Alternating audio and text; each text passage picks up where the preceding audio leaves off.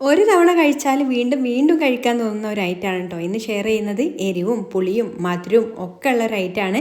അപ്പോൾ നമുക്കിത് റെഡി ആക്കി എടുക്കാൻ വേണ്ടിയിട്ട് ഞാൻ എന്താ ഇവിടെ പേരക്ക എടുത്തിട്ടുണ്ട്, അതുപോലെ ആപ്പിളും കുക്കുംബറും ഓറഞ്ചും പിന്നെ പച്ചമാങ്ങയാണ് കേട്ടോ എടുത്തിട്ടുള്ളത്.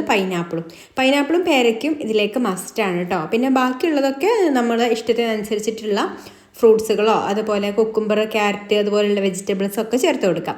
അപ്പോൾ ഞാനിതാ എല്ലാ എടുത്തിട്ടുള്ള ഫ്രൂട്ട്സുകളും ഇതുപോലെ കട്ട് ചെയ്തെടുത്തിട്ടുണ്ട്. പൈനാപ്പിളും ഇതുപോലെ കട്ട് ചെയ്തെടുത്തിട്ടുണ്ട്, അതുപോലെ പേരയ്ക്കയുടെ ഒരു കഷ്ണം ഇതിലേക്ക് കട്ട് ചെയ്ത് ചേർത്ത് കൊടുക്കുന്നുണ്ട്. പിന്നെ ആപ്പിളും ഒരു കഷ്ണം കട്ട് ചെയ്തിട്ട് ഇതുപോലെ ചെറുതായിട്ട് കട്ട് ചെയ്തിട്ട് ചേർത്ത് കൊടുക്കുന്നുണ്ട്. അതുപോലെ മാങ്ങയും ഒന്ന് കനം കുറച്ച് കട്ട് ചെയ്തിട്ടാണ് ചേർത്ത് കൊടുത്തിട്ടുള്ളത്.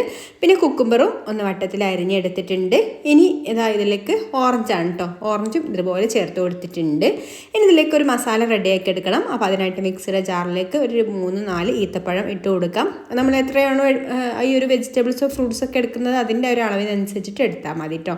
ഇനി ഇതിലേക്ക് പാകത്തിനുള്ള ഉപ്പും അതുപോലെ തന്നെ എരിവിനായിട്ട് കാശ്മീരി മുളക് പൊടിയാണ് കേട്ടോ ചേർത്ത് കൊടുക്കുന്നത്. അതാകുമ്പോൾ കൂടുതൽ അങ്ങ് എരിവുണ്ടാവില്ല, എന്നാൽ നല്ല കളറും കിട്ടും. അപ്പോൾ ഞാനിതിലേക്ക് ഒരു 2 ടീസ്പൂൺ കാശ്മീരി മുളക് പൊടിയും പിന്നെ പുളിക്ക് ആവശ്യത്തിനുള്ള വിനാഗിരിയും ഒഴിച്ചു കൊടുക്കുന്നുണ്ട്. അതുപോലെ കുറച്ച് വെള്ളം കൂടെ ഒഴിച്ചു കൊടുക്കണം കേട്ടോ. ഇത് അരച്ചെടുക്കുന്ന സമയത്ത് ഒരുപാട് കട്ടിയായി പോവും. അപ്പോൾ കുറച്ച് വെള്ളം കൂടെ ചേർത്ത് കൊടുത്തിട്ട് നന്നായിട്ട് ഇതുപോലെ ഒന്നങ്ങ് അരച്ചെടുക്കാം.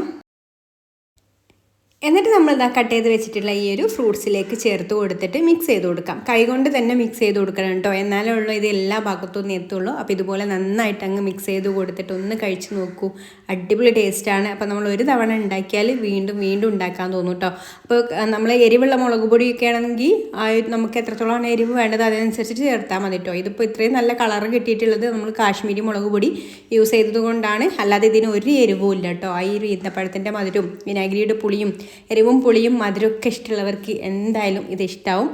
ഒരുപാട് വൈറലായിട്ടുള്ള ഒരു ഐറ്റമാണ്. അപ്പോൾ നിങ്ങൾ ഇതുവരെ ട്രൈ ചെയ്ത് നോക്കിയിട്ടില്ലെങ്കിൽ എന്തായാലും ഒന്ന് ഉണ്ടാക്കി കഴിച്ച് നോക്കൂ കേട്ടോ.